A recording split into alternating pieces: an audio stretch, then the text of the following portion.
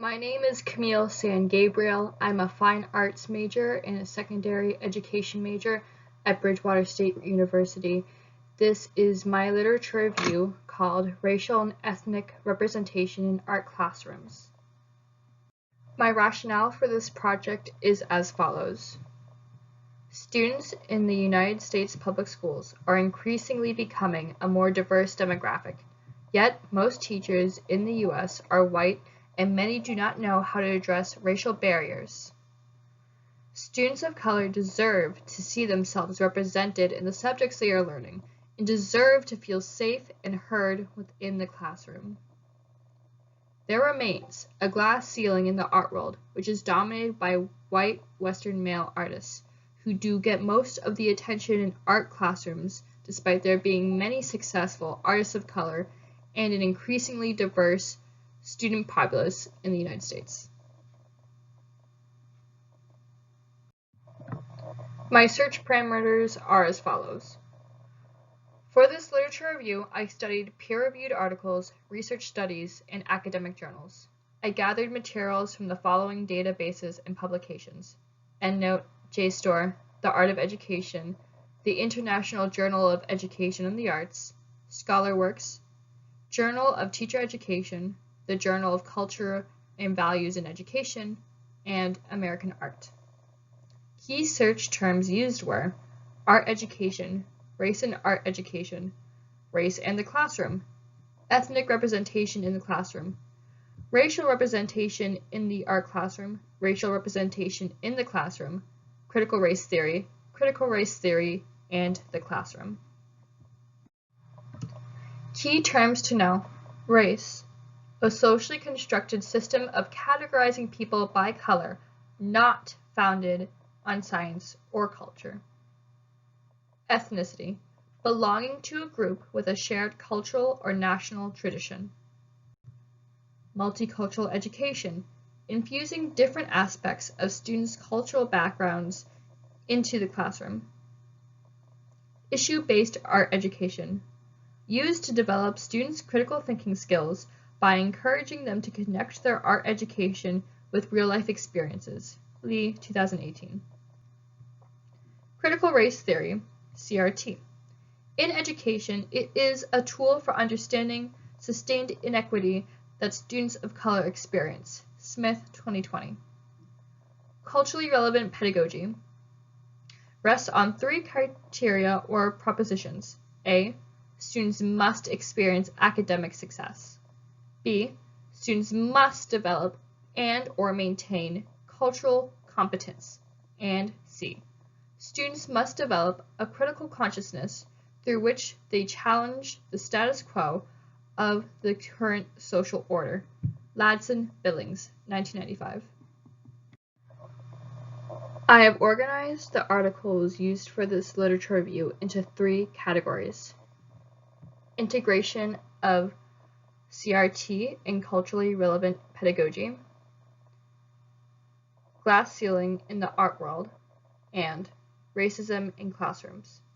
I have further organized them by date published and alphabetical order by author's last name. This article by Ladson Billings is one of the key articles used in this literature review.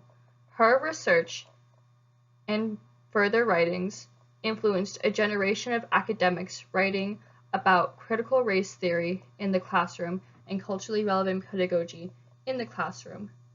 It is titled, "But That's Just Good Teaching: The Case for Culturally Relevant Pedagogy."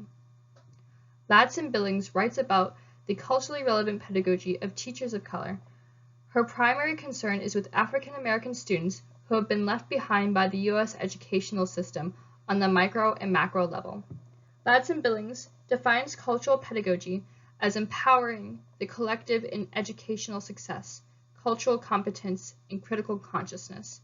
While this article is based off research from a variety of teachers of color, Ladson Billings calls for further research to be done in classrooms, and I think she is satisfied in knowing that further research has been done and will continue to be done in this field. This second article is also a key article as it contains important findings on teaching an ethnically and racially diverse body of students. Gay wrote, "Preparing for culturally responsive teaching." Gay argues that there is room for multicultural education in all subjects taught in schools, and that teachers instructing a diverse body of students should follow her 3 pillars for teaching these students. First pillar is that teachers should have tangible knowledge on cultural diversity. Secondly, they should have correct information on the ins and outs of students' culture and ethnicity. And third, that teachers should understand the contributions made by members of a student's ethnic and cultural groups. After acquiring knowledge, teachers must incorporate this into the curricula. Gay argues that educators should address topics that are controversial and contextualize these issues with an intersectional lens. Educators must also recognize that not all best practices are best when teaching ethnically diverse students. Every culture has its own etiquette that may not necessarily align with what young educators are taught to be helpful strategies. For instance, I was taught that making eye contact and maintaining that eye contact is a sign of respect, but this is a very American and Western standard for respect. In many other cultures, maintaining long eye contact is actually a sign of disrespect. Further, to teach students of different ethnicities, Gay believes that educators need to throw away the concept of colorblindness by acknowledging the various communication styles of students' cultures and incorporating these communication styles into teaching strategies. Lastly, teachers need to understand how to modify teaching strategies to the diverse learning styles of students while providing them multicultural examples and problems to solve. This next article is by Davis called "Exploring the Effects of Art Making on Racial Climate in a Multicultural Classroom." Davis acknowledges that her own classroom, like classrooms across America, are seeing an increase in students' racial and ethnic identities. And unfortunately, young white teachers find themselves unequipped in how to address race in the classroom. The aim of this study is to create a positive racial environment in her art class and in classes across the country. Davis is infusing critical race theory into her curriculum to give support for students to tell their stories. Using CRT, Davis has constructed an 8-week plan to allow inclusivity to unfold in the classroom. This research has been done on her own students. This article is by Lee and is called "Using Issues-Based Art Education to Facilitate Middle School Students' Learning in Racial Issues." Here, Lee argues for the incorporation of issues-based art education. Lee believes that art making in the classroom should and can be meaningful and tackle issues such as race. Art teachers can and should use their class time to introduce students to analyzing the meaning of an array of artwork to foster critical thinking and self-expression. Issues-based art education is grounded in the fact that students have the capacity to address their real-life issues and explore meaningful ideas and concepts through their art making. Issues-based art making asks students to question whose voices are being heard, why they are being heard, and who deem them to be important. Lee connects issues-based art making to Ladson Billings' written work on CRT and how these concepts can be blended to foster critical thinking and analytical skills in art students. DeWild wrote, "Inclusivity for all learners in the art room." DeWild carefully articulates methods, including meticulously crafted examples of art, to creating an inclusive art classroom. He asks teachers to consider the demographics of their classroom and encourage these teachers to design the curriculum around who their students are, racial, ethnic, and cultural identities. DeWild wants teachers to consider all sorts of diversity, race along with gender, sexuality, English fluency, and ability, and suggests best practices for curating inclusive lessons and an inclusive physical space for all students. McCoy. Addressing racism with youth, using art as a tool. McCoy's concern is with the exclusion of youths from the topic of race, regardless of their own. Even though children's social media is now full of how race plays out across the country, adults are very uncomfortable addressing this topic with them. McCoy is here exploring if and how art can be used as a tool for making these much-needed conversations happen. She conducted a month-long program where students could express their thoughts and feelings on race, measured with surveys and notes taken by the conductors of this project. Smith, Critical Race Theory, Disruption in Teacher Education Pedagogy. Smith addresses the lack of diversity in the teacher population and in the pool of teacher candidates in contrast with student demographics, citing that while 50% or more of the national student populace is Black, only 8% of teachers are. While Smith suggests the use of critical race theory pedagogy in education to curb the perpetuation of racist practices in schools, CRT in education is used to understand the inequities in education students face that are supported by systemic and institutionalized practices. Smith claims that leaving out CRT from teacher education is not a coincidence, but a result from a system designed to benefit white people.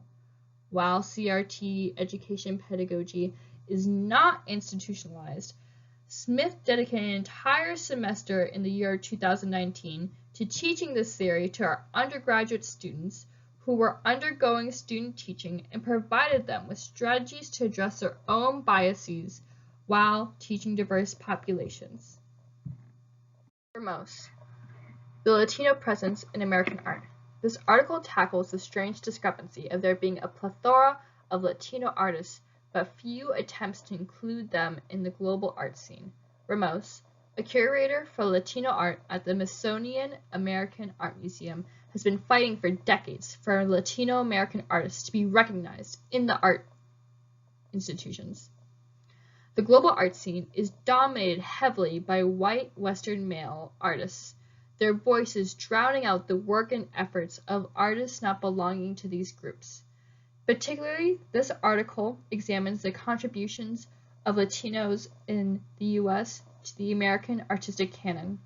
I specifically included this article on the representation of Latinos in American art because America is seeing an increase of Latinx immigrating to the United States, and it is important that we keep this in mind when educating them and their children.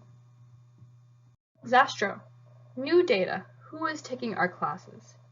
This article examines where and who is taking our classes, as well as examining where art is being left out of the curriculum. Where art is being left out of the curriculum disproportionately affects school districts with larger percentage of students of color. In this slide, I have included a graph by Zastro exemplifying the disparities by race and ethnicity in who is taking our classes in America. And this data is specifically pulled from 8th graders across the country. Creehey and Herman, Racial Encounters, Ruptures, and Reckonings. In the wake of George Floyd's death, amidst a pandemic, art education scholars Amelia Creehey and David Herman use their Black identity to analyze the ways in which art classes perpetuate anti-Black sentiment in America. The authors are quick to point out that art as a subject area is not neutral in matters of race. White supremacy and colonialism are too embedded into American society to not only address how racism plays out in subtle ways, not just in the teachers, but often the materials and coded language. How racism shapes the Western art world serves to further dehumanize Black people. And art teachers unknowingly perpetuate the stigma of being Black and existing in the art world. Creehey and Herman discuss how art teachers can practice anti-racism in the classroom. Gaps in literature. There is little research done on the exclusion of non-white people from the art world. Despite this article I have included from Ramos, There is very little else I could find on the topic, including that for other ethnicities and races. There is little research available on the impacts the arts have on students of color. While this literature review was meant to focus on racial representation in art classrooms, in these articles, the concept of tangible representation, while present, takes a backseat to how teachers can use CRT in culturally relevant pedagogy to curate a racially considerate classroom. Little research is available on the benefits or drawbacks of having teachers of color instruct white students and students of color, although I will note that Smith specifically states in her article that she noticed that she, being a Black teacher, alleviated the burden of representing a culture from her students of color. Most articles mentioned reference studies of small groups of students, class sizes 20 to 30, and have not been repeated with other groups of students.